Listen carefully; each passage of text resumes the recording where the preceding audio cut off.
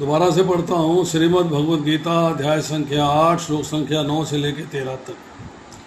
कविं पुराणम् अनुशासितारम् अन्नो अनियासम् अनुस्मरेद्य सर्वस्य धातारम् अचिन्त्यरूपम् आदित्यवर्णं तं स परस्तात्। मनुष्य को चाहिए कि परम पुरुष का ध्यान सर्वज्ञ, पुरातन, नियंता, लघुतम से भी लघुतर, प्रत्येक का पालन करता, समस्त भौतिक बुद्धि से परे, अचिंत्य तथा नित्य पुरुष के रूप में करे।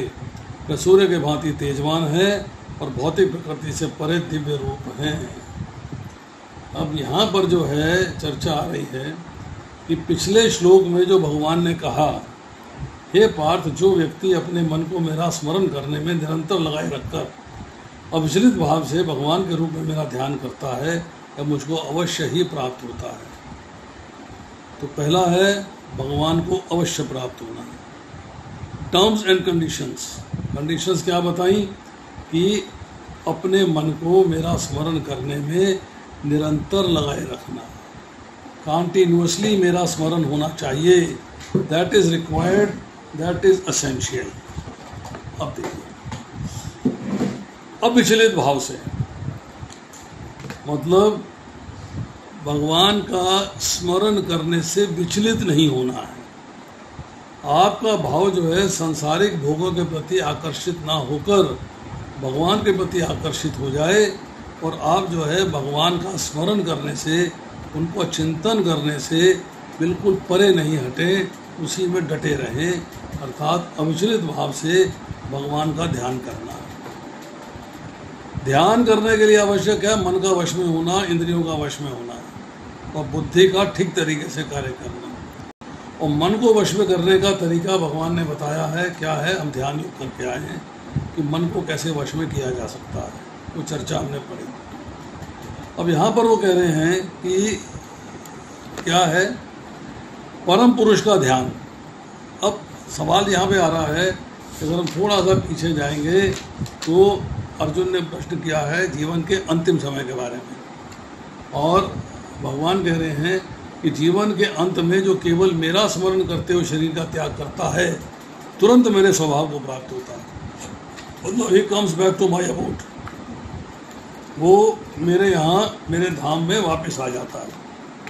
अब यहाँ एक प्रश्न आता है कि 10 तरीके बताए हैं भगवान को स्मरण करने के, भगवान को सोचने के, भगवान के ऊपर मेडिटेट करने के। एक है कवि। कवि के बारे में चर्चा हुई। उसके बाद है पुराणम, ओल्डेस्ट। उसके बाद है कंट्रोलर, कि कंट्रोल करते हैं। उसके बाद है लघु से भी लघुतर। उसके बाद है हर चीज़ को मेंटेन करते हैं, हर एक का पालन पोषण करते हैं। उसके बाद है अचिंत्य, मटेरियल कंसेप्शन से परे हैं। उसके बाद है आप इनकंसीवेबल, कि आप उनको, उनका चिंतन कर ही नहीं सकते। फिर है वो परम पुरुष हैं और सूर्य की तरह चमकते हैं और ट्रांसेंडेंटल हैं, दिव्य हैं।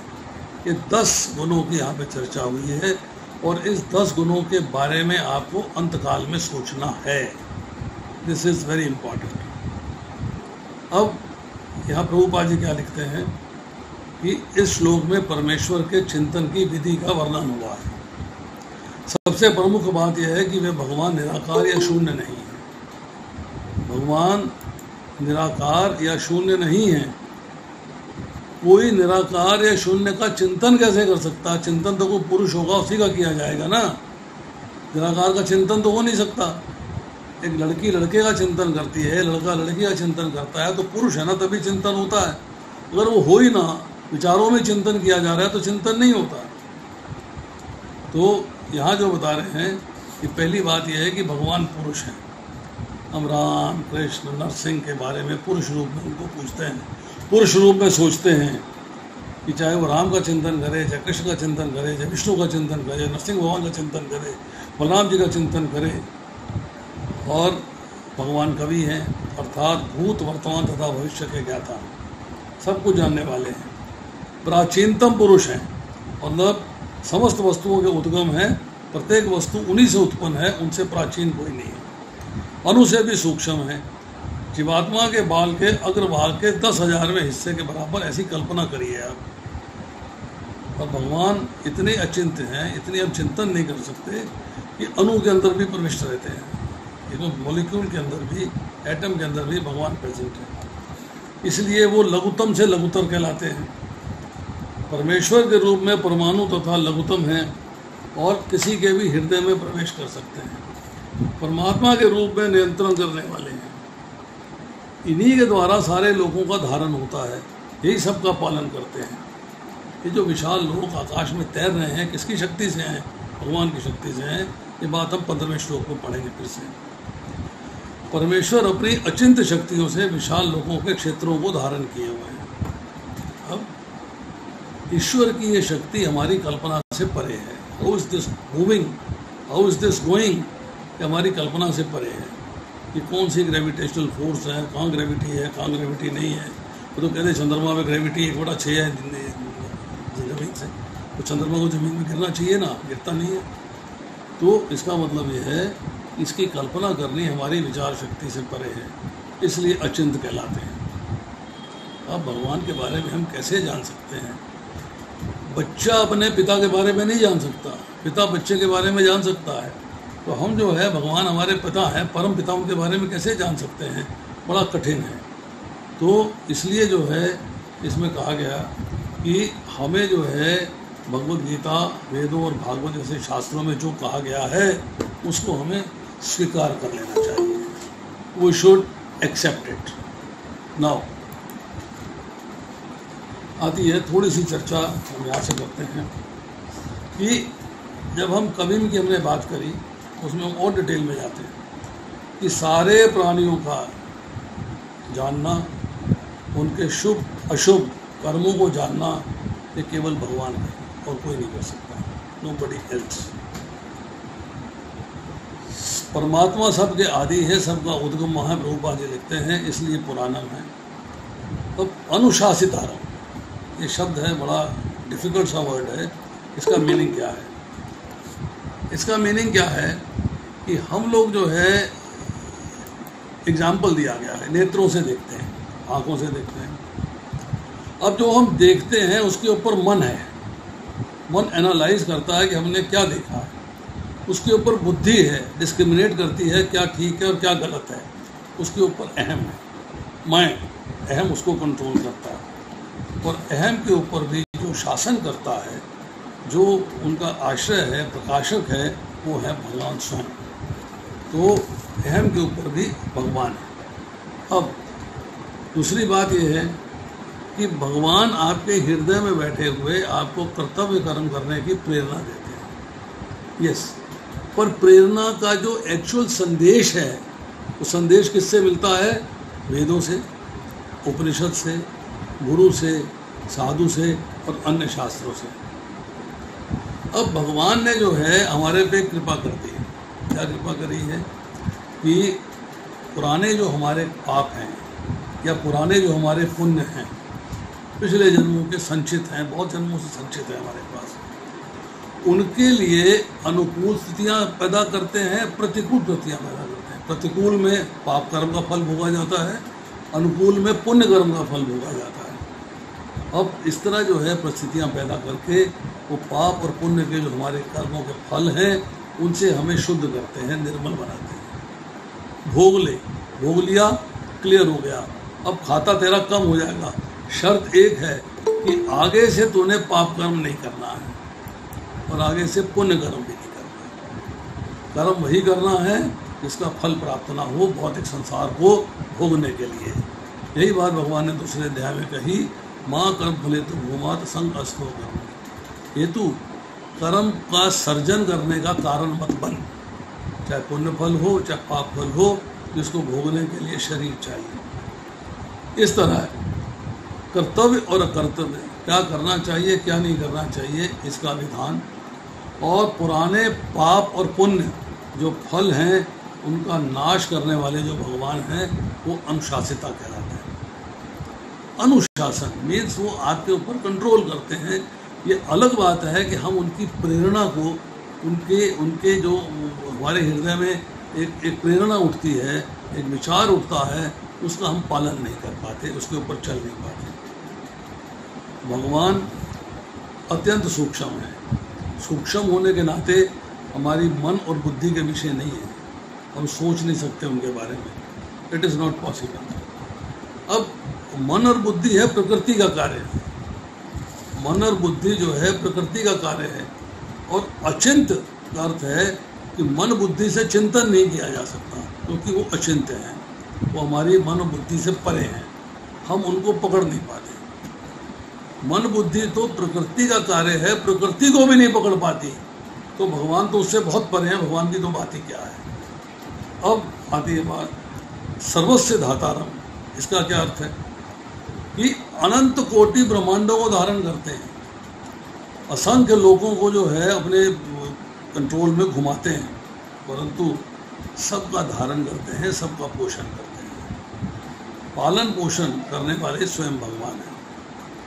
अब तमसः परस्ता, तमसः कहते हैं अंधकार को, और अज्ञान अंधकार का सूचक है, तो भगवान जो है अज्ञान से परे हैं, ज्ञानवान हैं, उनमें लेश मात्र भी अज्ञान नहीं है, 100% ज्ञान है, और उस ज्ञान को हमको प्रकाशित करते हैं। Yes, this is knowledge, you take it. आती है via Veda, via Upanishad, via guru, via sadhu और शास्त्र के माध्यम से, परंतु भगवान हमें वो ज्ञान देते हैं। आदित्य वर्णम, आदित्य का अर्थ है सूर्य, भगवान का वर्ण जो है वो सूर्य के समान है, सबको, सबकी मन को, सबकी बुद्धि को प्रकाशित करते हैं, रोशनी देते हैं, ज्ञान देते हैं। ये बात अलग है, हम समझ नहीं पाते, और अचिंत्य रूपम अर्थात उनका स्वरूप अचिंत्य है, हमारी मन और बुद्धि के चिंतन का विषय नहीं है। अनुस्मरेत, जो सर्वज्ञ हैं, जो अनादि है, मतलब बिगिनिंग में वही थे, सबके शासक हैं, परमाणु से भी अत्यंत सूक्ष्म हैं, सबका धारण पोषण करने वाले हैं, अज्ञान से अत्यंत परे हैं, सबको प्रकाशित करते हैं ज्ञान से। उस परमात्मा को चिंतन करना है, अनुस्मरित मतलब उसका पालन करना है, उसका चिंतन करना है। तो भगवान अंतर्यामी हैं, आपके हृदय में बैठे हैं, सब बातें समझते हैं, अंडरस्टैंड करते हैं सारी बातें कि आपके मन में क्या चल रहा है। But it is for us to understand कि भगवान हमसे क्या चाहते हैं, ये हमको बात समझ के। अब आता है श्लोक संख्या 10। प्रयाण काले मनसा चलेना भक्तया युक्ता योग बलेन च ध्रुवो मध्य प्राणमावेश्य सम्यक सतम परम पुरुषम उपैति दिव्यम। मृत्यु के समय जो व्यक्ति अपने प्राण को बाहों के मध्य में स्थिर कर लेता है और योग शक्ति के द्वारा अविचलित मन से पूर्ण भक्ति के साथ परमेश्वर को स्मरण में अपने को लगाता है, तो निश्चित रूप से भगवान को प्राप्त होता है। ये अंतकाल की बात हो रही है, last moment at the time of death, कि अपने प्राण को भौं में स्थित कर लेना। तो प्राणायाम करते हैं, सांस लेते हैं, उस सांस को आपने भौं के मध्य में स्थिर कर लेना। योग शक्ति के द्वारा, ध्यान योग हमने पढ़ा, उस शक्ति के द्वारा अपने मन को विचलित हुए बिना, अविचलित मन से पूर्ण भक्ति के साथ परमेश्वर के स्मरण में अपने आप को लगा देना, ऐसा व्यक्ति निश्चय रूप से भगवान को प्राप्त होता है।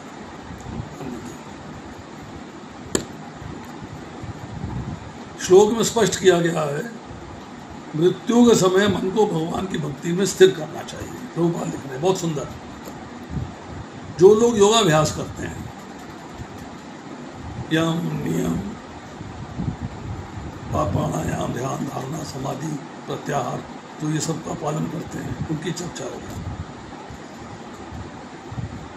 प्राणों को बाहों के बीच में स्थिर करना है, इसको आज्ञा चक्र कहते हैं, और षट चक्र योग का अभ्यास करना चाहिए। इसकी डिटेल्स नहीं लिखे प्रभुपाद ने, थोड़ा सा चर्चा करेंगे, जो पतंजलि योग शास्त्र में है, जिसमें से 6 चक्रों पर ध्यान लगाया जाता है। किंतु निरंतर कृष्ण भावनामृत में लीन रहने के कारण शुद्ध भक्त भगवत कृपा से मृत्यु के समय योगाभ्यास के बिना भी भगवान का स्मरण कर सकता है। इसकी व्याख्या 14वें श्लोक में की गई है। मतलब आप अगर हमेशा से कृष्ण भावना में हैं तो आपको इन 6 चक्रों की आवश्यकता नहीं है। Don't have to practice this योगाभ्यास, बिकॉज अब आप उससे ऊपर चले गए। No, you are beyond that. अब आपको उसकी चर्चा करने की चिंता नहीं है। अब इसमें कहते हैं कि क्योंकि योग के अभाव में चाहे 6 चक्र हो या भक्ति योग हो, मनुष्य कभी भी मृत्यु के समय इस दिव्य भाव को, दिव्य अवस्था को प्राप्त नहीं होता। ये बात हो रही है योग बलेन शब्द से। योग बलेन, योग बलेन शब्द से ये बात चर्चा हो रही है। अब कहते हैं कि कोई भी व्यक्ति मृत्यु के समय परमेश्वर का सहसा स्मरण नहीं कर सकता। प्रभुपाद जी लिख रहे हैं उसे किसी ना किसी योग या विशेषता भक्ति योग का अभ्यास होना चाहिए कि जो चीज़ आप रेगुलरली उच्चारण कर रहे हैं, जिस चीज़ की भक्ति में आप लगातार लगे हुए हैं, लास्ट मोमेंट में भी आप उसी में लग जाओगे। अब थोड़ी सी चर्चा और करते हैं इसमें कि 6 चक्र क्या है, 6 चक्र क्या है। 6 चक्र की बात हो रही है यहाँ पे। What are 6 chakras? जो कुंडली योग है उसके अंदर इन चक्रों की चर्चा आती है। कुंडली योग के अंदर कि आसन जो हम लगाते हैं कई बार मेडिटेशन करने के लिए, उसको जो है हम उस पोजीशन में उस पोजीशन को एक्टिवेट करते हैं और डायरेक्ट एनर्जी जो है खोलते हैं हम फिजिकल और energetic position of the body. शरीर की परिस्थिति है ये, शरीर को स्थित करते हैं उन चक्रों के अंदर। अब उसमें क्या है कि पहला चक्र है रूट चक्र, जिसे मूलाधार चक्र कहते हैं। ये कौवे के पोज में आता है, कौवे के जैसा कौवा बैठा होता है, ऐसे पोज लगाना है। फाउंडेशंस है, फियर है, सर्वाइवल है, डर और मतलब आपने अपने आप को स्थापित करना है, सर्वाइव करना है। दूसरा चक्र है जिसे कहते हैं सैक्रम, मतलब नीचे से चलते हैं कमर से, कमर का जो नीचे का हिस्सा है उसको सैक्रम बोलते हैं। तो सैक्रम चक्र है, उसको बोलते हैं स्वादिष्टाना। स्वादिष्टाना मतलब क्रिएशन, डिज़ायर एंड रिलेशनशिप। ये अब चक्र लगाना है तो आपको फ्रॉक की तरह पोज बनाना पड़ेगा। तीसरा है सोलर प्लेक्सिस अकान मणिपुरा, ये है विल एंड एक्शन। तीसरे के अंदर ये आता है सैक्रम से ऊपर जो कमर जिसको बोलते हैं हम, जहाँ बेल्ट बांधते हैं, वो लंबर पोर्शन है, उसको बोलते हैं, उसको बोलते हैं मणिपुराना।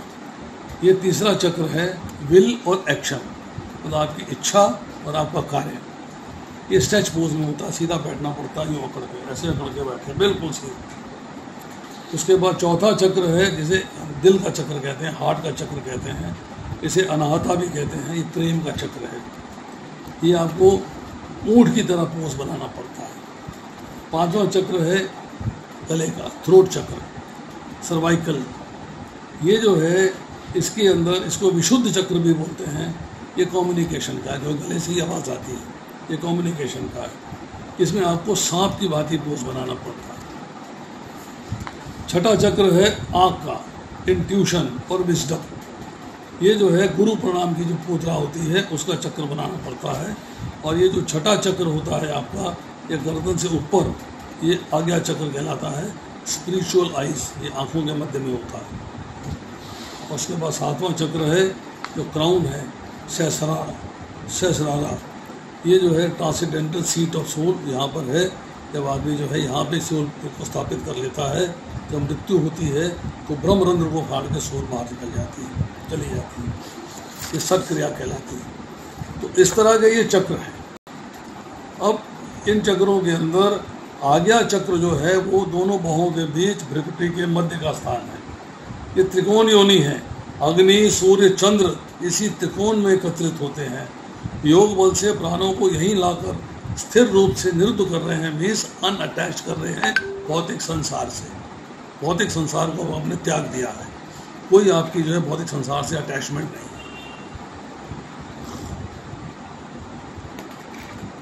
तो आज्ञा चक्र के समीप, उसके नज़दीक 7 कोश होते हैं, 7 डिपार्टमेंट्स, इंदु, बोधिनी, नाद, अर्धचंद्रिका, महानाद, कला और उन्मनी, ये 7 उसके अंदर जो है कोश है। कोश means particular small set of areas है, जहाँ पर कि आप उन्मनी जो है सबसे उच्च है। तो जब प्राणों को आप उन्मनी कोश तक पहुँच जाते हो, तब जीव भगवान को प्राप्त हो जाता है। Then he goes back to godhead. अब कोई जन्म नहीं, but may come back by the will of the Lord. भगवान चाहेंगे तो दोबारा भेज सकते हैं, आपको दोबारा आने का कोई चांस नहीं है। न तद भास्वते सूर्यो न शशांको न पावका यद गतो है निवर्तन्ते तद धाम परमम्। अब आप जो है वहाँ से वापस चले जाते हैं। अब देखिएगा, इसके बाद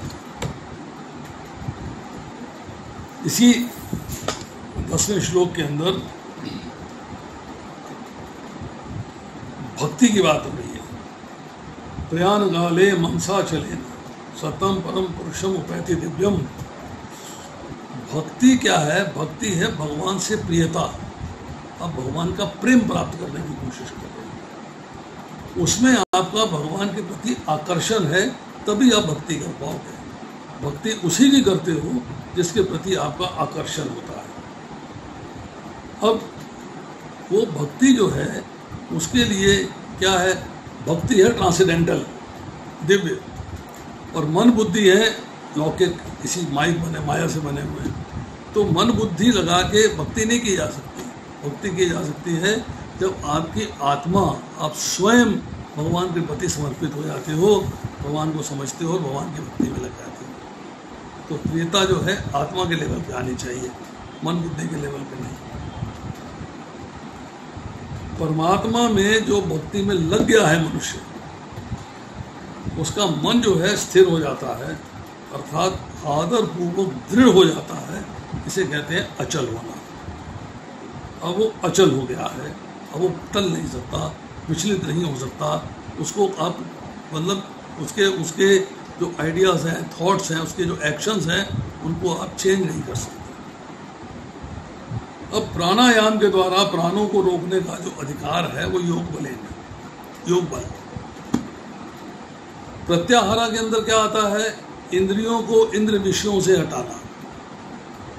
इंद्रियों को इंद्र विषयों से हटाना मतलब हमारी जो आँख है उसको रूप से हटा देना, कान को शब्द से हटा देना, मतलब संसारिक शब्द है, संसारिक बातों से हटा देना, संसारिक विषयों से हटा देना। हमारी कर्म करने की इंद्रियां हों, चाहे ज्ञान की इंद्रियां हों और मन हो, इन सब को जो है संसारिक विषयों से हटा के भगवान में लगा देना, ये योग बल है। अब इसके बाद है चर्चा कि जब व्यक्ति जो है योग बल से अभ्यास करता है भगवान में, मतलब मन को स्थिर कर लेता है, मन को चंचल होकर भटकने नहीं देता, स्थिर कर लेता है और अपने प्राणों पे, मन पे अधिकार कर लेता है कि जब चाहे प्राणों को रोक ले और जब चाहे जहाँ मर्जी लगा दे। Means now he is at liberty to use his प्राण और मन को अपनी लिबर्टी पे यूज़ करता है, भटकने नहीं देता है। जब ऐसा अधिकार प्राप्त कर लेता है तब उसका अंत काल आता है तो प्राणों को, जो हमारी स्पाइनल कॉर्ड है, सुषुम्ना नाड़ी है, उसके अंदर जो है लगा देता है। उसके बाद अभ्यास काल के अंदर परमात्मा में उसका ध्यान लग जाता है और ध्यान लगने के बाद भगवान के धाम को प्राप्त हो जाता है। अब देखिए, अब हम करते हैं श्लोक संख्या 11।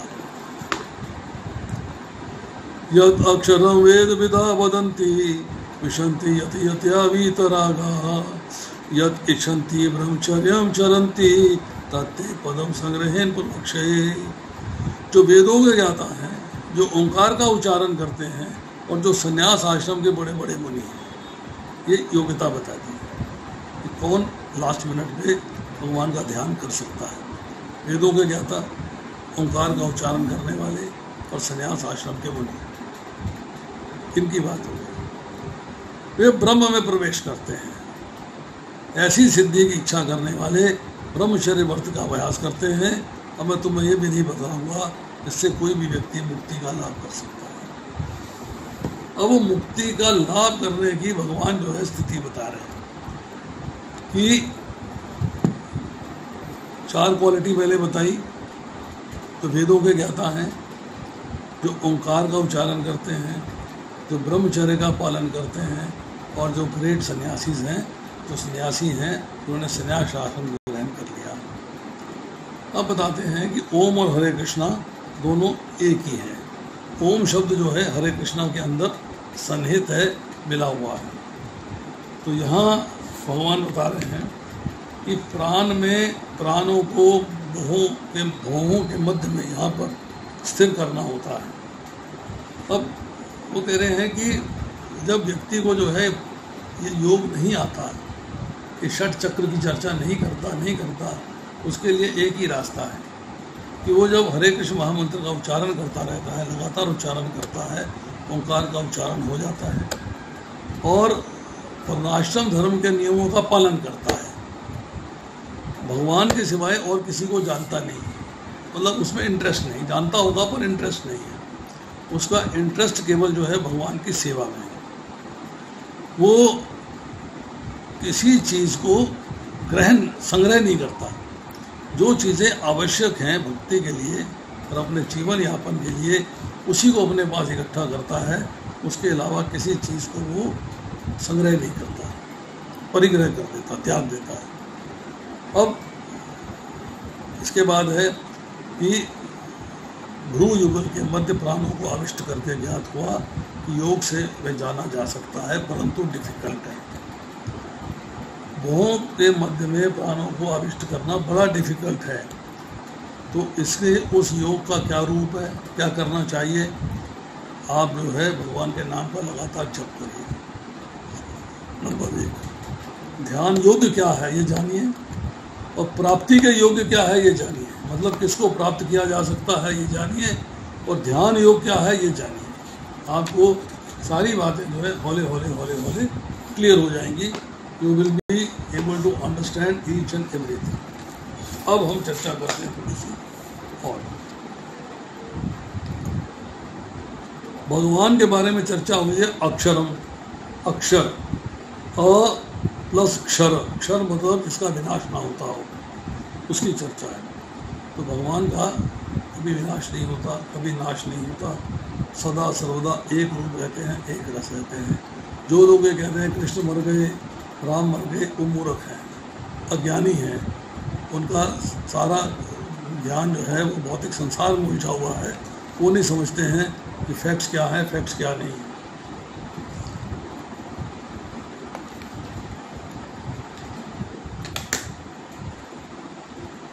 अब आती है कि जिसके कॉन्शियसनेस में, जिसके अंतःकरण में सांसारिक भोगों से अटैचमेंट, राव का अभाव हो गया, इसका वो अटैच नहीं है उनके साथ, जिनका अंतःकरण कॉन्शियसनेस सब क्लियर है, अनकॉन्टेमिनेटेड है, निर्मल है। अब उसके अंदर जो है भगवान को प्राप्त करने की उत्कट इच्छा हो गई है, उत्कट इच्छा, बड़ी उत्कंठा है, जैसे मुझे भगवान को प्राप्त करना है। ऐसे लोग ही भगवान को प्राप्त कर सकते हैं, ऐसे लोग ही कर सकते हैं। अब ऐसी इच्छा को रख के कुछ लोग जो है ब्रह्मचर्य व्रत का पालन करते हैं, कुछ लोग वर्णाश्रम धर्म के सिस्टम्स का पालन करते हैं, कुछ लोग संन्यास धर्म का पालन करते हैं, कुछ लोग वानप्रस्थ धर्म का पालन करते हैं। मतलब उनका जो है विषय से संबंध कट ऑफ हो जाता है, भोग ऐश्वर्य से संबंध कट ऑफ हो जाता है। अब उनका इंटरेस्ट जो है एक ही रह जाता है कि किस तरह से भगवान की सेवा करें और सेवा करके मैं धाम को चला जाऊँ। अब भगवान कहते हैं कि 12वें श्लोक में, 12वें श्लोक की चर्चा करते हैं।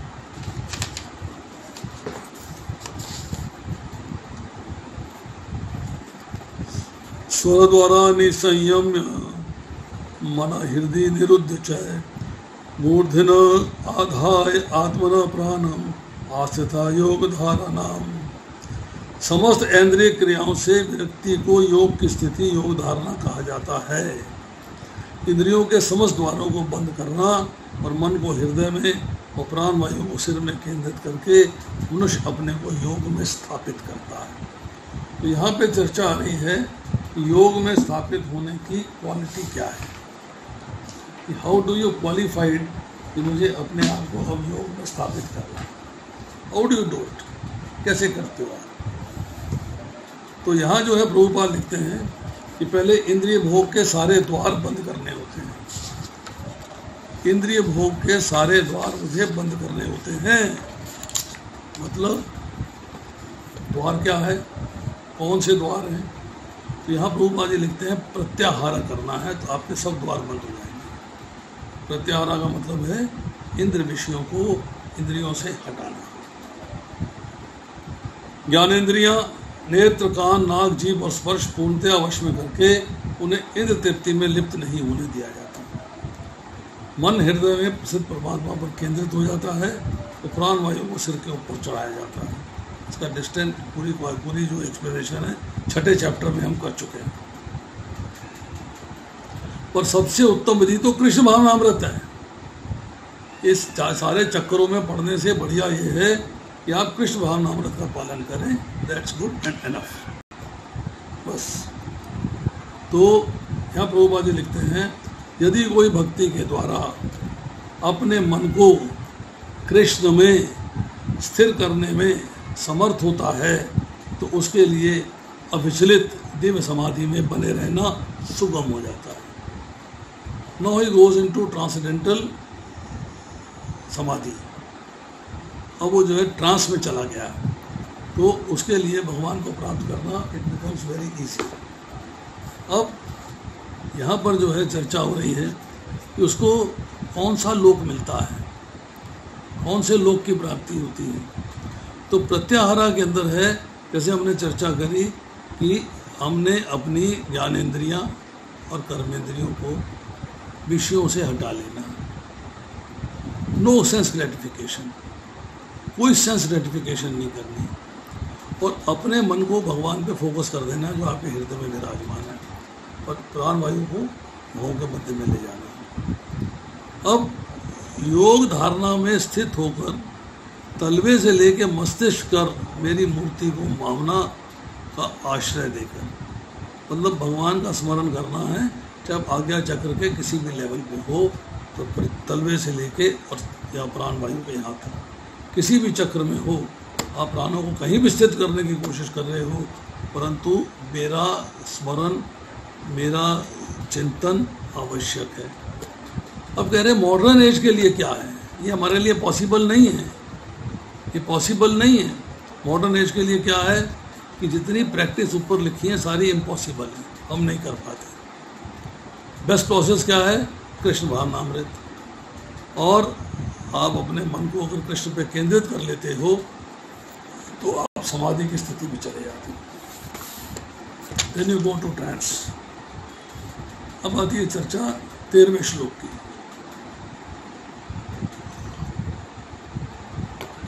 ओम इति एक अक्षरम ब्रह्म व्याहरन् माम अनुस्मरण यह प्रयाति त्यजन देहम सह याति परमाम गतिम।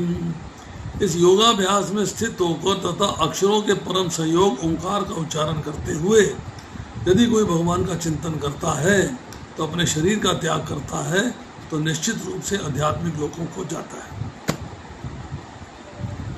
यहाँ कह रहे हैं कि योगाभ्यास में स्थित होकर, मतलब जो हमने योग पढ़ा 6ठे अध्याय के अंदर, उस योग का अभ्यास करते करते प्रैक्टिस करते करते आपने मन को वश में कर लिया और आप जो है उस अभ्यास में फिक्स हो गए।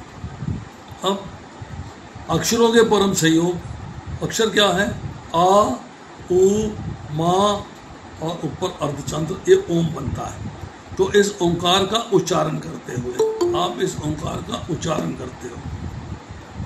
अब आपने उच्चारण किया और उच्चारण करते हुए भगवान का चिंतन कर रहे हो, आप रिमेंबर कर रहे हो कृष्ण को। और अगर अपने शरीर को त्याग दिया तो वह निश्चित रूप से आध्यात्मिक लोकों को जाता है।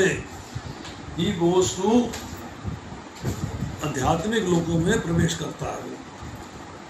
अब देखिए,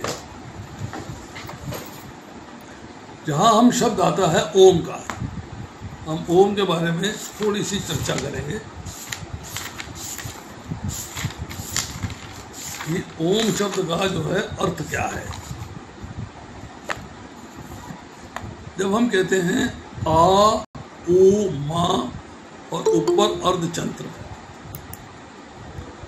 तो आ जो है ये उत्तर मिलता है हमें अथर्ववेद में है, गोपाल उत्तर तापनीय उपनिषद, उससे उत्तर मिल रहा।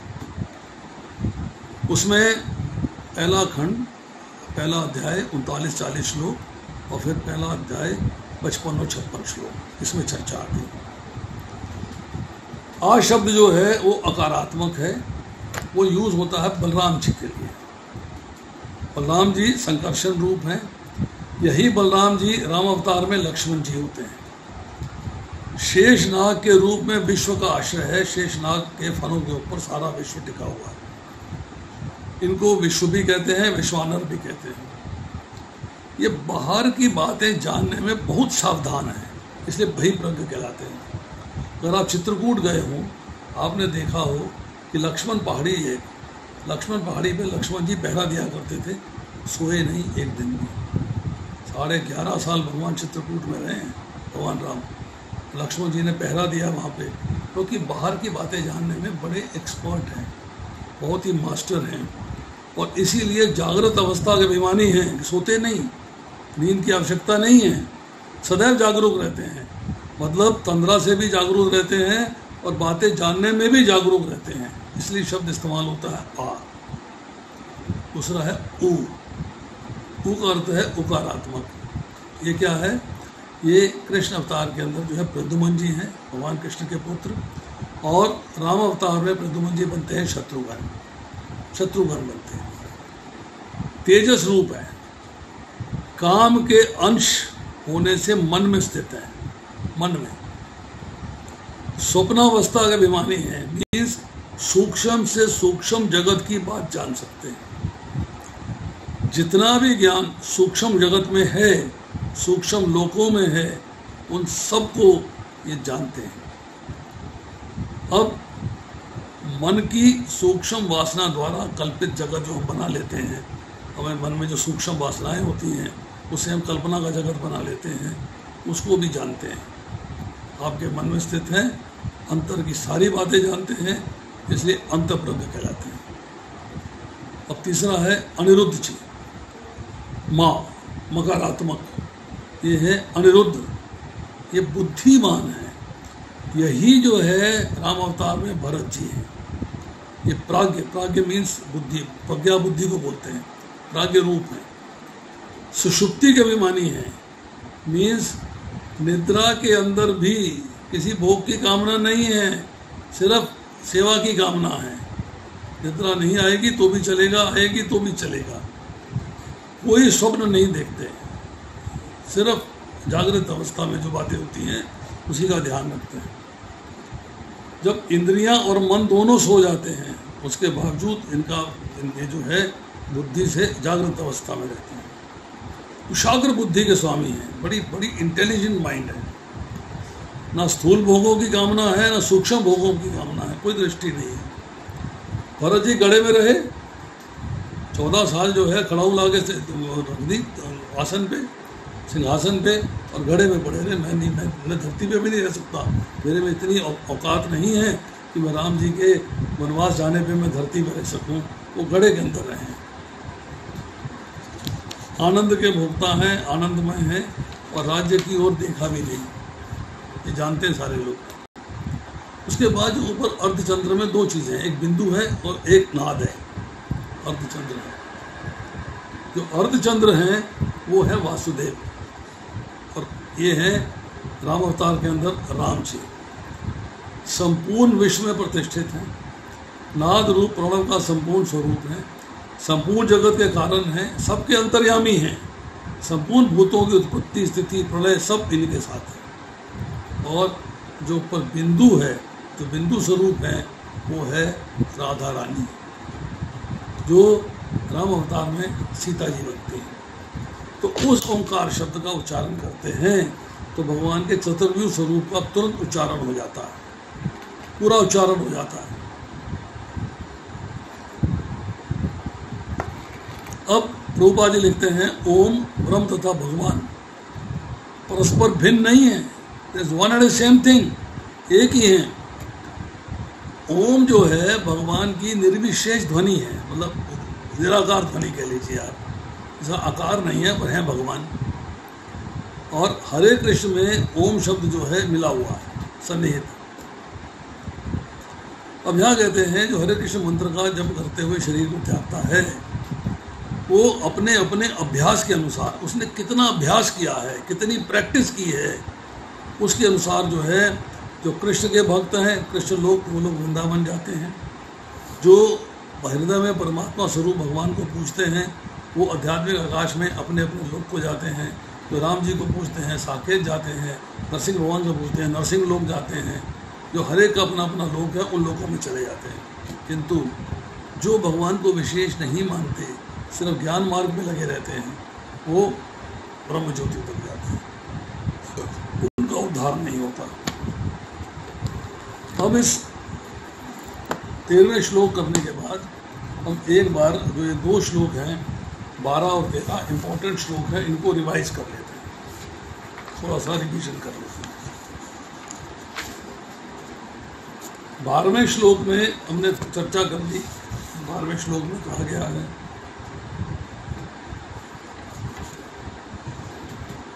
और 12वां और 13वां श्लोक में जो चर्चा आ रही है कि संपूर्ण इंद्रियों का संयम करना है। शब्द, स्पर्श, रूप, रस और गंध, इन 5 विषयों से कान का, आँख का, नाक का, जीवा में रस लेने की शक्ति का और त्वचा का, और 5 कर्म की इंद्रियां हैं जो हम कहते हैं कि हाथ, पैर और जीवा में बोलने की शक्ति और मूत्र त्यागने का स्थान और मल त्यागने का स्थान, इन सबको हमने जो है इंद्र विषयों से हटा लेना है। प्रत्याहारा, इंद्र विषयों के साथ इनका संबंध नहीं होना चाहिए। अब इसके बाद अपने मन को विषयों की तरफ नहीं जाने देना, प्राणों पर अपना अधिकार प्राप्त कर लेना है और ब्रह्मरंध्र पे 10वें द्वार पे प्राण को रोक लेना है। जब मृत्यु आएगी तो प्राण वहीं से बाहर निकलेंगे। इस तरह योग धारणा में स्थित हो जाओ, इंद्रियों से कुछ भी चेष्टा ना करना, मन से संकल्प विकल्प ना करना और प्राणों पर पूरा अधिकार प्राप्त कर लेना, ये है योग धारणा में स्थित हो जाना। और योग में फिक्स हो गए, पक्के हो गए, परमानेंट हो गए।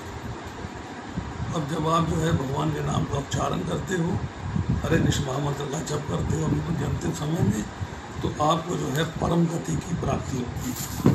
नौ, अब एक सवाल आता है इसके अंदर, इसकी चर्चा वैसे तो पहली बार करनी चाहिए, नॉट नाउ, तो फिर भी हम कर देते हैं चर्चा इसकी, कि जीवन के अंतिम समय में जब हमारे पास जो है हिम्मत ही नहीं है कुछ करने के लिए, शरीर लकड़ी की तरह और पत्थर की तरह निश्चेष्ट हो गया है, छाती घुरघुर कर रही है, अनकॉन्शियस है, नलकियां लगी हुई हैं, वेंटिलेटर लगा हुआ है, ऐसी स्थिति में हमने अगर भगवान के धाम जाना है तो कैसे जाना, हाउ डू वी गो? तो ये सवाल जो है भगवती पृथ्वी वसुंधरा ने वरा भगवान से किया था। उन्हें कहा कि जीवन के अंतिम समय में इस तरह की स्थिति हो जाए तो आपके धाम कैसे आ सकता है? तो भगवान क्या कहते हैं, स्थिरे मनसी सुस्वस्थे शरीरे सती यो नरा धातु सामे स्थिते स्मर्ता विश्वरूपम च माम भजनम ततस्तम प्रियमानम तो काष्ठपाषाण सन्निभम अहम स्मरामि मद्भक्तम नयामि परमाम गतिम। भगवान कहते हैं ततस्तम प्रियमानम तो काष्ठपाषाण सन्निभम अहम स्मरामि मद्भक्तम नयामि परमाम गतिम। कब वातादि दोषे न मद्भक्तो न च माम स्मरेत तस्य स्मराय हम न चेतो कृष्णो नास्ति मत परा। क्या कह रहे हैं कि जो भक्त जीवन के अंतिम समय में सूखी हुई लकड़ी और पत्थर की भांति निश्चेष्ट हो जाता है, कुछ भी करने में समर्थ नहीं होता, मेरा स्मरण करने में समर्थ नहीं होता।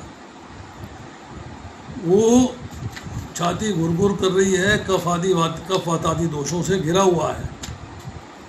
अगर उसने अपने स्वस्थ जीवन में, जो चर्चा हम 14वें श्लोक में करेंगे, निरंतर मेरा स्मरण किया है, निरंतर, तो तस्य अयम सुलभ पार्था, मैं उसके लिए सुलभ हूँ, फिर मैं उसे अपने धाम ले जाता हूँ। अगर मैं उसे अपने धाम न ले जाऊँ, उसकी तरफ न देखूँ, तो मुझसे बड़ा कृतघनो नास्ति मत्परा, मुझसे बड़ा कृतघ्न एहसान फरामोश और कोई नहीं होगा। तो भगवान हमें लेके जाते हैं अपने धाम। शर्त यह है कि हम जो है सारा जीवन भगवान का स्मरण करते रहें, स्मरण से हमारा मन नहीं हटे। बस this is what is wanted. Hare Krishna. Yes Prabhu, thank you very much.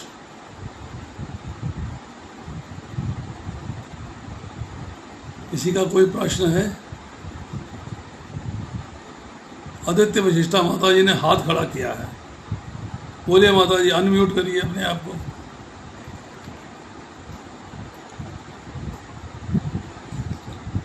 हरे कृष्णा प्रभु जी, दंडवत प्रणाम। यस माता जी, बोलिए। प्रभु जी, मुझे जो आज आपने बताया है इससे शायद थोड़ा सा आगे का ही, कि जो जैसे लोग यहाँ से शरीर छोड़ के चले जाते हैं, तो हर एक को पितरलोक में जाना पड़ता है। आपने किसने कह दिया आपसे? Who said? ये किसने कही बात कि पितरलोक में जाना पड़ता है? पता नहीं प्रभु जी, मैं तो सुना। किससे सुना, बताइए ना। शायद आपसे सुना। फिर आपने गलत सुना।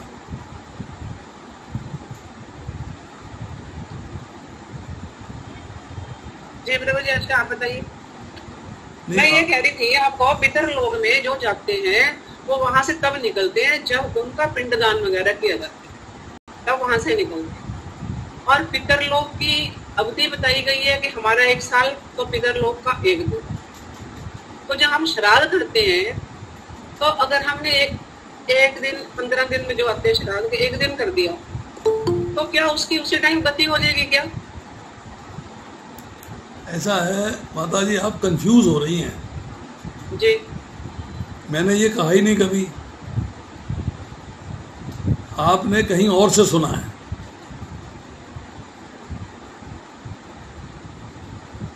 अब मैं आपको बताता हूं मैंने क्या कहा है, वो आपको समझ में आ जाएगा सारा। मृत्यु के बाद जीव को एक लिंग शरीर की प्राप्ति होती है, जो उस जीव के अंगूठे के बराबर है।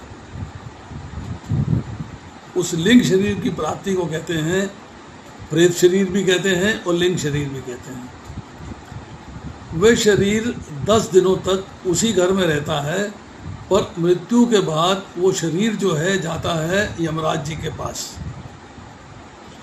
अगर उसने पुण्य कर्म किए हैं या पाप कर्म किए हैं तब यमराज जी के पास जाएगा। अगर वो जो है भगवान के धाम जाने के योग्य बन चुका है तब वो यमराज जी के पास नहीं जाएगा। वो यमराज जी यही तो बताते हैं, 6 स्कंद में पढ़िए आप, अपने यमदूतों से यही चर्चा तो कर रहे हैं। वो यमराज के यमलोक के सामने से निकलता हुआ सीधा भगवान के धाम चला जाएगा, क्योंकि उसको जो है ना पुण्य कर्म किए हुए हैं ना पाप कर्म किए हुए हैं, सारे कर्मों के फल समाप्त हो चुके हैं। अब उसे दोबारा से शरीर धारण नहीं करना। क्लियर हो गई बात? समझ में आ गया? जी प्रभु। अब आगे बढ़िए। अब वो यमलोक गया, यमलोक से वो यमलोक पहुंचा है 1 घंटा 36 मिनट में, मतलब 2 मुहूर्त में। और वहाँ पे डिसीजन हुआ है कि इसको जो है कौन सी योनि मिलनी है और कितनी देर के बाद मिलनी है, कौन सी योनि मिलनी है और कितनी देर के बाद मिलनी है। जितनी देर के बाद मिलनी है उतने दिन ये प्रेत शरीर में रहेगा, फिर ये योनि में ट्रांसफ़र हो जाएगा। दूसरी बात, अब इसमें जो है यमराज जी ने कंडीशन लगा दी, सब्जेक्ट टू एक कंडीशन लग गई, टर्म्स एंड कंडीशंस। कंडीशन क्या लगाई कि अगर इसके घर वाले इसको अगर अगले जन्म में मनुष्य योनि प्राप्त होनी है, मनुष्य योनि प्राप्त होनी है, और घर वाले जो है 11वें दिन इसका क्रियाक्रम संस्कार कर देते हैं, जलदान हो जाता है, पिंडदान हो जाता है, तब इस जीव को अगली योनि प्राप्त होने तक या तो तुरंत योनि मिल जाए, अगर टाइम लगता है योनि प्राप्त होने में तो प्रेत शरीर से ये पितृलोक में चला जाएगा, वहाँ पूरा शरीर धारण करेगा और प्रेत शरीर से मुक्ति हो गई, लिंग शरीर से मुक्ति हो गई। अब उसको जो है पितृलोक में जाके पूरा शरीर प्राप्त हो जाएगा और पितरों के साथ रहेगा। कब तक? जब तक अगली योनि का टाइम नहीं आ जाएगा। तब वो साल भर के पिंडदान सब नहीं है, वो श्रद्धा है। अब उसके प्रति श्रद्धा करते हैं कि 1 साल के बाद श्राद्ध करते हैं। श्राद्ध में पिंडदान नहीं होता, श्राद्ध में यज्ञ होता है, हवन होता है, पूजा होती है, बस जल अर्पण होता है, तेल अर्पण होते हैं। श्राद्ध में पिंडदान नहीं होता है।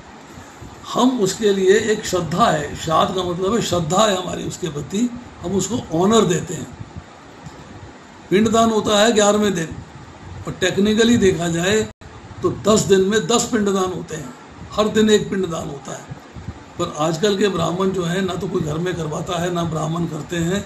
जो आचार्य जी होते हैं वो 11वें दिन जो है सारे पिंडदान एक साथ करके छुटकारा पा लेते हैं।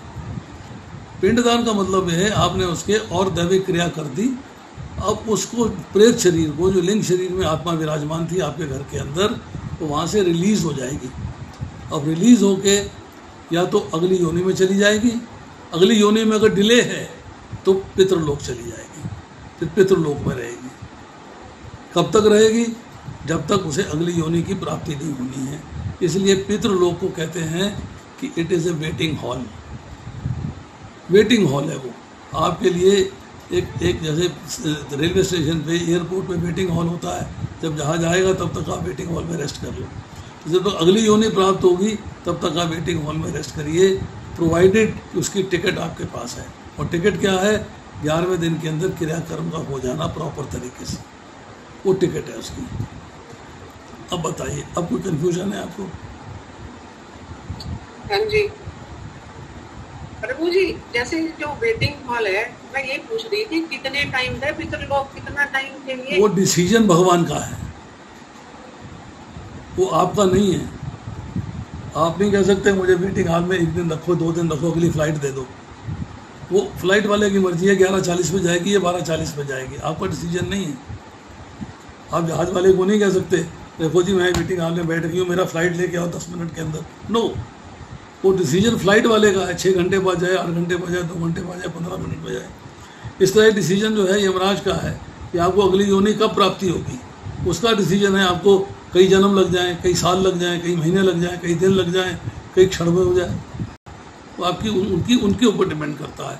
आप डिमांड नहीं कर सकते। और बताइए प्रभु जी, जो 15 दिन में श्राद्ध आते हैं तो इसको जिसकी जितनी होती है उस दिन खिलाते हैं, तो क्या सच में उसको पितर को लगता है, पितर को ही मिलता है? देखिए ऐसा है कि ये सूक्ष्म रूप से भगवान ग्रहण करते हैं। आपने कभी भगवान को खाते देखा है? सूक्ष्म रूप से करते हैं। आप थाली लगाते हो, थाली पैसे की वैसी वापस मिल जाती है, यूज तो कुछ होता नहीं। सूक्ष्म रूप से वहाँ भी ग्रहण होता है। अब वो प्रोसेस क्या है? अब अपने घर में बैठे हो, बेटे को चिट्ठी चंडीगढ़ भेजनी है, डाकखाना आता है, चिट्ठी लेके चला जाता। आप तो नहीं जाते, डाकिया आता है, कुरियर सिस्टम है, आजकल ईमेल है, मैसेज चले जाते। ईमेल का मैसेज तो हवा से ही जा रहा है, वो कौन सा वहाँ तक तार बिछी हुई है? यहाँ से आपको ईमेल अमेरिका भेजनी है, वो तार बिछी हुई है क्या? वो हवा से, सैटेलाइट से जा रहा है। तो इसी तरह ये जो हम भोग लगाते हैं भगवान को, या कभी पितरों को भोग लगाते हैं, पितरों को अर्पित करते हैं, वो सारा सूक्ष्म विधि से उनको ग्रहण हो जाता है। और ये पितर लोग है जो हमारा 1 साल है, ये पितरों का 1 दिन होता है, वो उनका कैलकुलेशन है। जैसे हमारा जो है, हमारा जो देवताओं का 1 दिन है, तो हमारे 360 दिन होते हैं। इस तरह पितरों का जो है, जो 1 दिन है, हमारे 300 दिन 1 साल के बराबर है। तो ये कैलकुलेशन है। कैलकुलेशन जो है वो कैलकुलेशन वैदिक मैथ्स में आती है, वैदिक सिस्टम है कैलकुलेट करने का। अच्छा प्रभु जी एक बात और पूछूं? हाँ जी। प्रभु जी जो लोग ना अभी गया में जाते हैं, कहीं हरिद्वार जाके उनके गति करवाते हैं, तो क्या वो फिर नहीं पितर लोग में जाते? क्योंकि वो उन्होंने गया वगैरह में जाके ऐसा है, देखिए आप गति कराना क्या है कि वो कष्ट ना भोगना पड़े ना पितर लोग में। ना ना ना ना ना, गति कराने का अर्थ ये है कि अभी आपके पास कंफर्मेशन नहीं है कि जो लिंग शरीर है वो रिलीज हुआ है कि नहीं हुआ है, क्योंकि आपने कहीं ना कहीं मिस्टेक्स करी होती हैं। 11वें दिन भी जो करते हैं आप, कहीं ना कहीं मिस्टेक्स करी होती हैं। पर अगर आपका जो है 11वें दिन का सिस्टम प्रॉपरली फॉलोड हो जाए शास्त्र के अनुसार, फिर आपको गति कराने की आवश्यकता नहीं है। गति का मतलब ये है कि हो सकता है आपने मिस्टेक्स करी हों, तो आपको उन मिस्टेक्स के अंडर रूट आपको जो है उसकी गति करवा दीजिए। गति मीन्स वो इस बॉडीली शरीर छोड़ के, मटेरियल यूनिवर्स छोड़ के या तो पितृलोक चला जाए या अगली योनि प्राप्त कर ले, तो गति कराना कहते हैं। अब वो वक्त पाके हमारे यहाँ पे 2 जगह बन गई, एक गया बन गया, एक पहेवा बन गया। अब ऐसा भी आता है कि जो बद्रीनाथ में जाते हैं वहाँ पर जो है अगर गति करा देते हैं तो कहते हैं दोबारा आपको उनका श्राद्ध करने की आवश्यकता नहीं है। टेक्निकली हम लोग श्रद्धा है, श्राद्ध का मतलब है श्रद्धा। श्रद्धा मीन्स कि जैसे हम अपना बर्थडे मनाते हैं, जैसे हम अपना मैरिज एनिवर्सरी मनाते हैं, ऐसे हम उनकी पुण्यतिथि मनाते हैं, हम उनका स्मरण करते हैं उस दिन, वो श्रद्धा है हमारी। हम उनका स्मरण करते हैं, उनको मेमोराइज करते हैं, उनको रिमेंबर करते हैं कि यस अब हमारे पिता थे, हमारी माता थी, हम आज आपका स्मरण कर रहे हैं, हमको याद हो कि आज का दिन आपने हमें छोड़ के इस संसार को त्यागा। वो आपका स्मरण दिन है। वो उसमें कोई ख़ास ऐसी बात नहीं है कि वो हमने जो है 1 साल के बाद श्राद्ध किया। अब श्रद्धा है उनको स्मरण करने का दिन है, क्योंकि हम लोग टेक्निकली देखा जाए तो रोज़ स्मरण कर भी नहीं पाते। कौन याद करता है रोज़? इतने काम धंधों में उलझे हुए हैं, किसको याद है? कोई याद नहीं करता। तो जैसे हमारी एनिवर्सरी होती है, हमारी शादी की सालगिरह होती है, या बर्थडे होता है, उस दिन हम टोटली बर्थडे पर फोकस्ड होते हैं, एनिवर्सरी में एनिवर्सरी पर फोकस्ड होते हैं। इसका श्राद्ध वाले दिन हमारी श्रद्धा होती है उनके प्रति, हम उन्हीं के प्रति फोकस्ड होते हैं। प्रभु जी मैं ये पूछ रही थी कि जो कई जीवित लोग ना अभी जैसे बद्रीनाथ में जाके अपना करवाते हैं कि बाद में कोई करेगा या नहीं करेगा, या किसी का पुत्र नहीं है, वो गलत किसी है, का पुत्र नहीं, वो गलत है। जी प्रभु जी, ठीक है प्रभु जी, थैंक यू वेरी मच। आप जीवित हो, आपके पास प्रॉपर शरीर मिला हुआ है, प्रेत शरीर थोड़ा है। अब प्रेत शरीर से एडवांस में रिलीज कराए अपने आप को। मुझे लोग बहुत कर रहे हैं ऐसे, लोग कर रहे हैं क्योंकि ब्राह्मणों ने बना दी, वहाँ के जो पंडे उन्होंने सिस्टम बना दिया। शास्त्र में कहीं लिखा हुआ है क्या? अब जाके अपनी गति करा लीजिए एडवांस में। कौन से पुराण में लिखा है, कौन से शास्त्र में लिखा है? बेटा नहीं है, किसी का बेटा नहीं है। देखिए ऐसा है कि वैसे कहा जाता है, कौन करेगा 11 दिन? ऐसा है कि कहा जाता है कि ऐसा कार्य जो है पुत्र करता है। अब उसके बाद एक ट्रेडिशन बना दिया, पुत्र नहीं है तो जिसको आप पुत्र स्वीकार करते हो, आपके भाई का बेटा है, आपकी बहन का बेटा, उसको आपने पुत्र की तरह पुत्र मानते हो, उसके द्वारा किया जा सकता है। अगर वो नहीं भी है, कोई भी मान लो कोई अवेलेबल नहीं है, तो जो ब्राह्मण है वो स्वयं कर सकता है।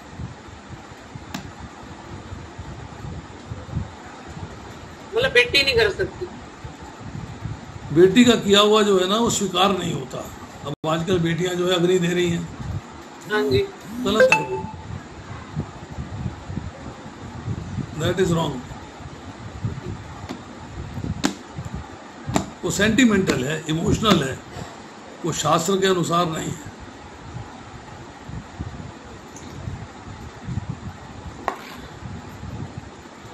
और बताइए प्रभु। थैंक यू प्रभु जी, thank you very much.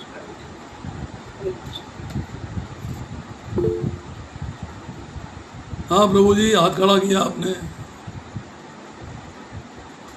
Unmute करिए पहले। हाँ, हरे कृष्णा सुंदर आपने जो में समझाया। मेरा प्रश्न ये है कि जैसे कोई लावारिस कभी कभी जिनको कोई कुछ नहीं होता और वो लावारिस समाज के लोग या पुलिस वाले उनका देसी करते थे, तो उनका कैसे है, वो कौन से लोग कहलाते हैं? प्रभु जी ऐसा है, सुनिए, ऐसा है कि हम लोग जो है पढ़ते हैं बहुत जगह कि प्रेत योनि भी होती है और कुछ प्रेत शरीर भी होते हैं, कुछ प्रेत अवेलेबल भी होते हैं। अगर आप मेरे से इस लेक्चर के बाद बात करेंगे तो मैं आपको बताऊंगा कि मेरे मरीज़ों में जो है कुछ ऐसे पेशेंट हुए मेरे जिनके अंदर जो है दूसरे व्यक्ति ने प्रवेश किया, उसने अपने बारे में बताया और जब बातें पूछी गई सारी कंफर्म्ड हुई, उनकी गति नहीं हुई, वो प्रेत शरीर से रिलीज़ नहीं हुए, वो अभी भी घूम रहे हैं, अभी भी जो है प्रेत योनि में घूम रहे हैं। इसीलिए ये जो प्रेत हैं जो अपनी योनि अभी तक जो है दूसरी नहीं प्राप्त कर सके, उनको उद्धार करने के लिए शिव जी जो है हर शमशान घाट में उपस्थित रहते हैं। ये उनकी कृपा है।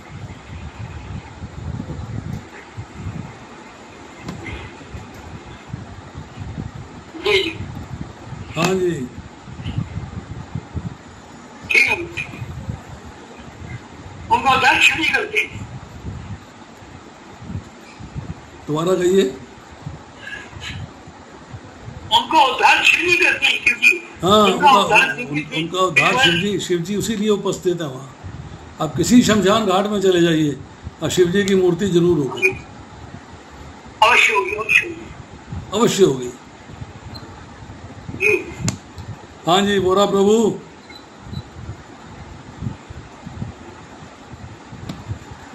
धन्यवाद जी। कहिए प्रभु, कहिए। बहुत बढ़िया, बहुत थैंक यू प्रभु जी, बहुत सुंदर लेक्चर था प्रभु जी इस टॉपिक के ऊपर।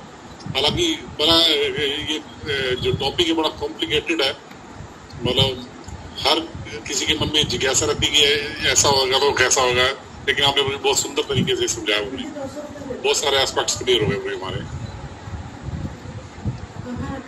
थैंक यू प्रभु जी।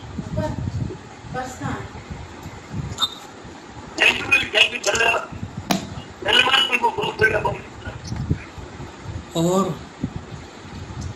मंजू जी, सुमित जी, आपका कोई प्रश्न है? मंजू जी का कोई प्रश्न है? गीता जी का प्रश्न है? रीतू जी आप कुछ कहना चाहती हैं? नंदिनी कृपा देवी दासी जी आप कुछ कहना चाहती हैं? कोई प्रश्न है आपका? और मास्टर जी महेंद्र जी आपका कोई प्रश्न है?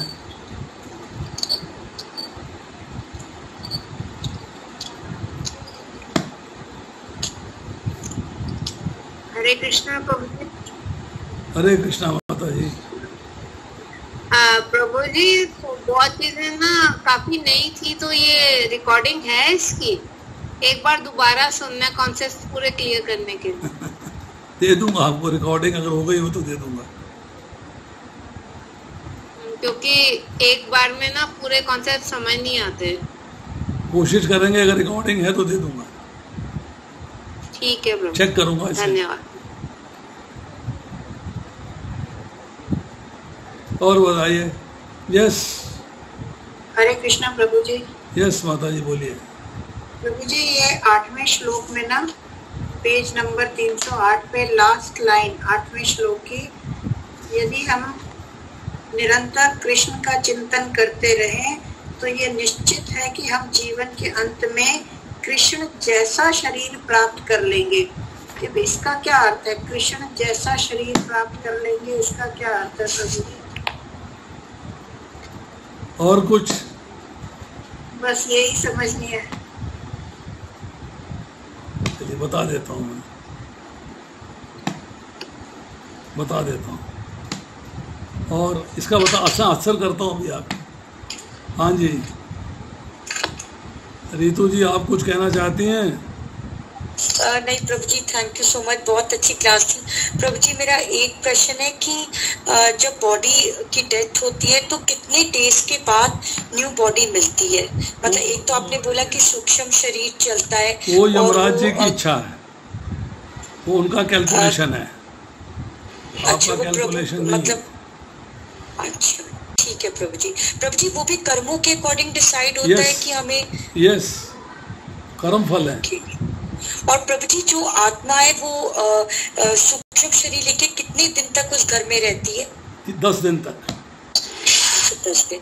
प्रभु जी फिर 10 दिन के बाद डिसाइड होता है कि उसको शरीर मिलेगा या पितृलोक जाएगी? वो आपके जो क्रियाक्रम करने में है। अच्छा जी, अच्छा ठीक है प्रभु जी। थैंक यू सो मच प्रभु जी, लेक्चर बहुत अच्छा था। Truly grateful to you, thank you so much. हाँ जी माता जी, अब आपके सवाल का जवाब दूं? जी प्रभु जी। एक व्यक्ति जो है केरल में प्रवेश कर गया और राष्ट्रपति भवन में जाना चाहता है, ठीक है। अब उसको जो है केरल में प्रवेश करने के बाद वो राष्ट्रपति भवन से बहुत दूर है, भगवान के धाम जाना चाहते हैं, तो आप जो है गिरजा नदी पार करके परव्योम में प्रवेश कर गए और ब्रह्म ज्योति में रह रहे हो, केरल से बाहर नहीं निकले, वहीं घूम रहे हो आप, आगे जाने की परमिशन नहीं है। तो आप जो है इसको कहते हैं सायुज्य मुक्ति। युज मतलब जुड़ना, भगवान के साथ जुड़े हैं, परंतु मुक्ति का नाम है सायुज्य। ये सायुज्य मुक्ति कहलाती है।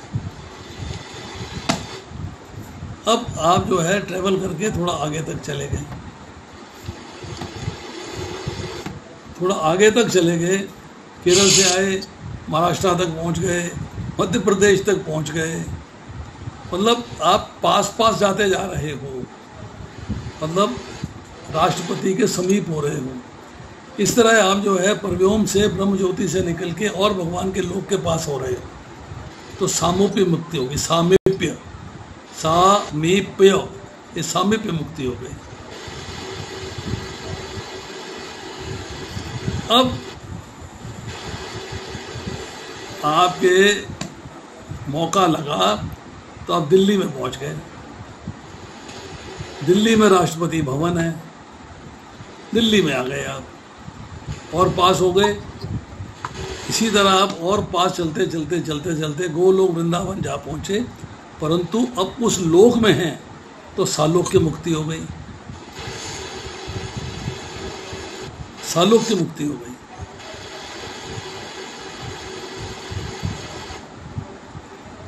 अब राष्ट्रपति ने कहा कि भाई तुम मेरे घर में आ जाओ, अब come to my president house. अब प्रेसिडेंट हाउस में चले गए। उसने कहा अब तुमको जो है बिल्कुल मेरे जैसा शरीर प्राप्त हो जाएगा, मतलब you will look like me. तो भगवान कहते हैं तुम मेरे धाम में आ गए हो, अब मेरे लोक में आ गए हो, सालोक की मुक्ति हो गई। सालोक की मुक्ति में तुम जो है मेरे जैसा शरीर प्राप्त कर लोगे, मेरे धाम में रहोगे, या जैसा मैं चाहूँगा वैसा शरीर प्राप्त कर लोगे, है मेरे लोक में। अब पांचवी मुक्ति की प्रकार है साष्टी। साष्टी की मुक्ति का मतलब है मेरे जैसा शरीर और मेरे जैसा ऐश्वर्य और मेरे जैसा श्रृंगार। अब शास्त्रीय मुक्ति हो गई, या भगवान के धाम में जाके अब आपने भगवान कृष्ण जैसा शरीर प्राप्त कर लिया, उन जैसे मुकुट मिल गया, उन जैसे मोरपंख मिल गया। मोरपंख तो भगवान का अधिकार है, मोरपंख नहीं मिलता, परंतु आपको बाकी चीज़ों सबकी अवेलेबिलिटी हो गई, आप बिल्कुल भगवान की तरह दिखाई दे रहे हो। वो है साष्टी मुक्ति। तो ये 5 प्रकार की मुक्तियाँ हैं। तो भगवान जैसा शरीर प्राप्त हो जाता है, ये इसका अर्थ है।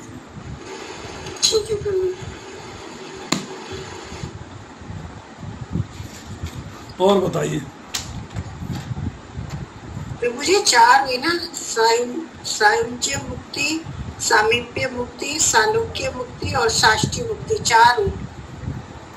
मैंने बताया ना भगवान जैसा रूप मिल जाता, सारूप्य। सारूप्य, उसके बाद ऐश्वर्य भगवान जैसा, साष्टी। अच्छा ठीक है।